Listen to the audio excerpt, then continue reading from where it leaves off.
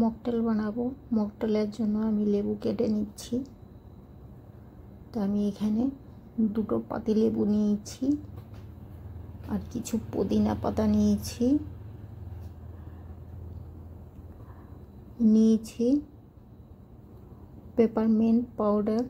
Peppermint powder না থাকলে polo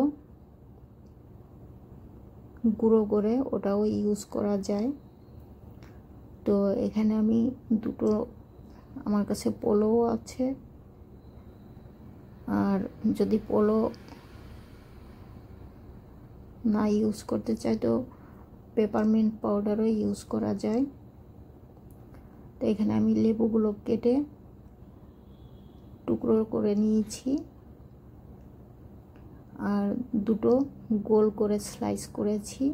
slice করার পরে মাঝখানে একটুখানি চিড়ে দিয়েছি যাতে আমি গ্লাসে বসাতে পারি লেবুর স্লাইস।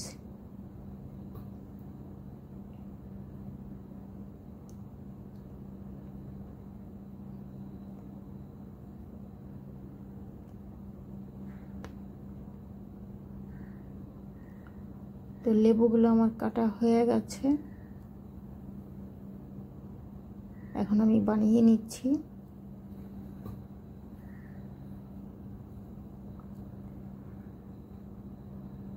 তো এখানে কিছু আইস কিউব নিয়েছি পুদিনা পাতা, সুগার।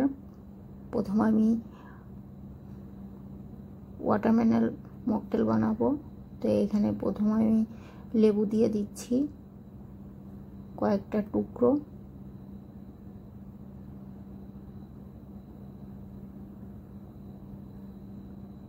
আর কয়েকটা পুদিনা পাতা অ্যাড করেছি। পেপারমিন্ট 1 চামচ, সুগার পাউডার 1 চামচ, হাফ চামচ বিট নুন অ্যাড করেছি। তো করে একটা বেলনির সাহায্যে আমি মডেল করে নিচ্ছি।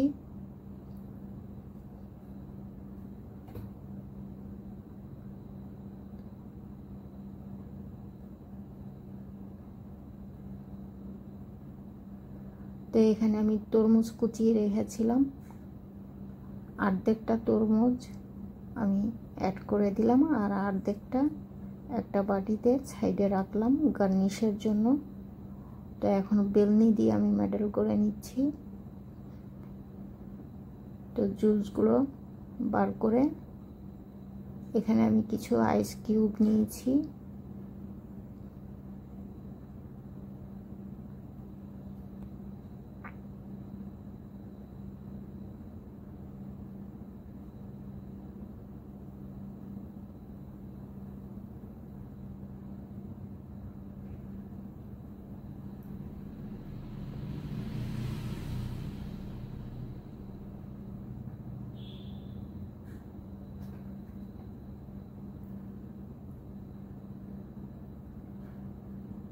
তো হয়ে গেছে, আইস কিউব আমি অ্যাড করে দিচ্ছি। একটা চামচ দিয়ে আমি মিক্সড করে দিয়েছি।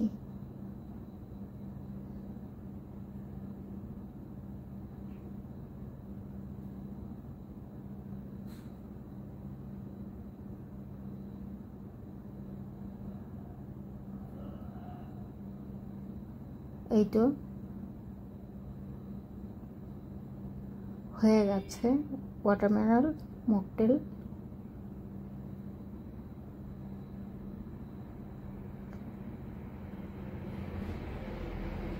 তো এখানে গার্নিশের জন্য আমি যে লেবু স্লাইস রেখেছিলাম এটা আমি দিয়ে দিলাম, আর ওয়াটারমেলনগুলো আমি উপর দিয়ে দিয়েছি।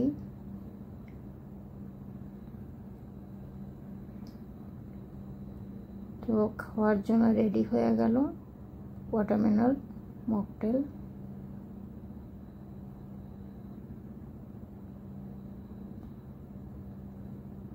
এখন আমি স্প্রাইট দিয়ে আরেকটা মকটেল বানাবো। লেবুগুলো গ্লাসে আমি দিয়ে দিলাম, কয়েকটা পুদিনা পাতা অ্যাড করলাম, পেপারমিন্ট 1 চামচ অ্যাড করেছি, হাফ টিস্পুন বিট নুন। এতে আমি সুগার পাউডার অ্যাড করব না,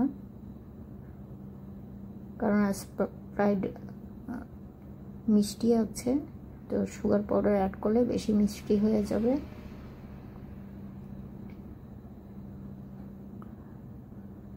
তো একইভাবে আবার আমি রুটি বানাবার বেলনি দিয়ে মডেল করে দিচ্ছি।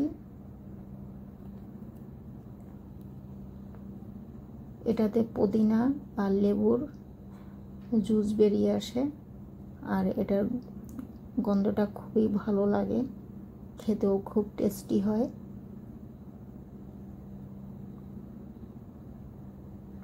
মিন্ট মিক্সিতে এটা পেস্ট বানিয়ে দিলে তো এটার গন্ধটা অনেক স্ট্রং লাগে, ওই জন্য ওটা না করে এটা করাটা খুবই ভালো একটা সেন্ট পাওয়া যায়, আর খেতেও খুব টেস্টি হয়।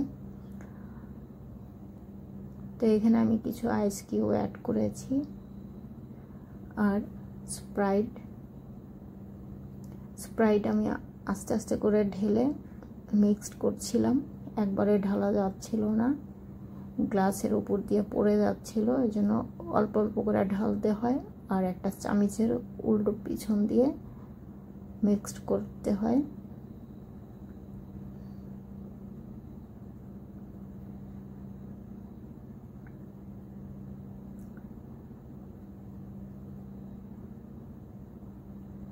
তো হয়ে গেল। এখন আমি কিছু আইস কিউব আবার অ্যাড করলাম,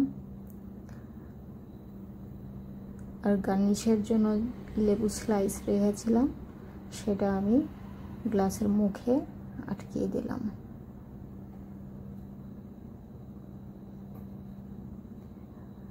তো ভিডিওটা আমার ভালো হয়নি, ভিডিও শ্যুট করাটা আমি ভালো পজিশনে রাখতে পারিনি আমার ট্রাইপডের, যার জন্য ভিডিওটা এরকম হয়ে গেছে।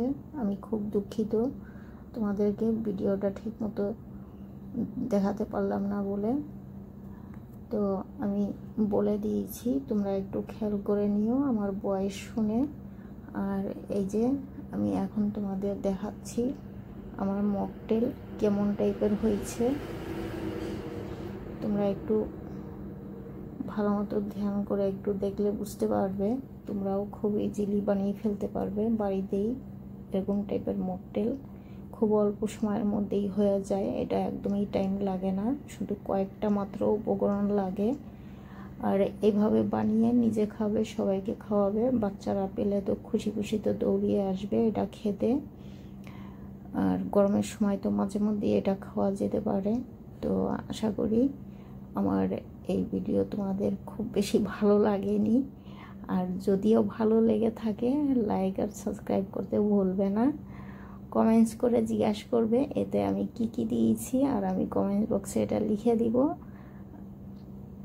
তোমরা একটু কমেন্ট বক্সে পড়ে নিবে, আর তোমরাও ঝটপট করে তৈরি করে নিতে পারবে।